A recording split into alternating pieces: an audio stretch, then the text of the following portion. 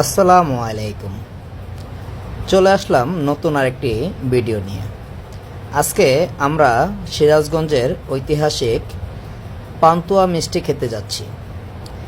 এখানে লোকমুখে শোনা এখানের পান্তুয়া মিষ্টি নাকি মোগলের আমল থেকে বিখ্যাত।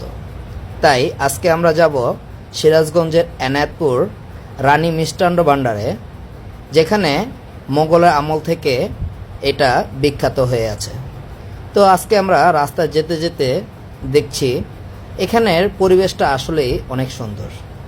এখানের দই মিষ্টি, তারপরে আপনার পান্তুয়া, ঘি সব কিছুই বিখ্যাত। কারণ কি, এখানকার দুধের স্বাদ খুবই অতুলনীয়। এখানকার গরুগুলো মাঠের ঘাস এবং কি স্বচ্ছ খাবার খেতে পারে, তাই দুধগুলো স্বাদের হয় এবং কি মিষ্টান্ন আর আপনার যে দই মিষ্টি ঘি সবগুলোই স্বাদের হয়। তো আমরা কথা বলতে বলতে চলে আসলাম বেলকুচি থেকে এখন আমরা এনায়েতপুরের পথে আছি। আর অল্প সময়ের ভিতরেই আমরা চলে যাব সেই রানী মিষ্টান্ন ভাণ্ডারে। এইখানকার রাস্তাঘাটগুলো দেখতে অনেক সুন্দর। তো আমার দেখতে দেখতে রাস্তাগুলো খুবই ভালো লাগতেছে। দুপাশে খুবই সুন্দর সবুজ শ্যামল ঘেরা।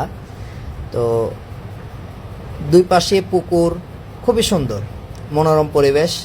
যদি আপনারা কেউ আসতে চান, আসবেন, ঘুরে যাবেন। খুবই সুন্দর একটা জায়গা। আমি ঢাকা থেকে এখানে আসলাম, আমরা চলে আসছি এখন এনায়েতপুরে।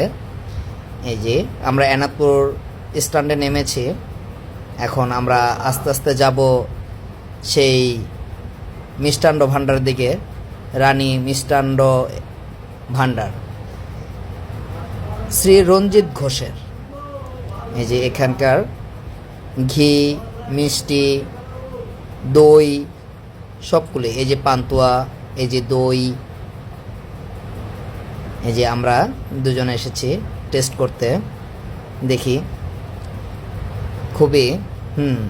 খুবই মজা।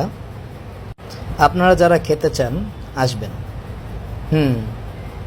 অনেক মজা।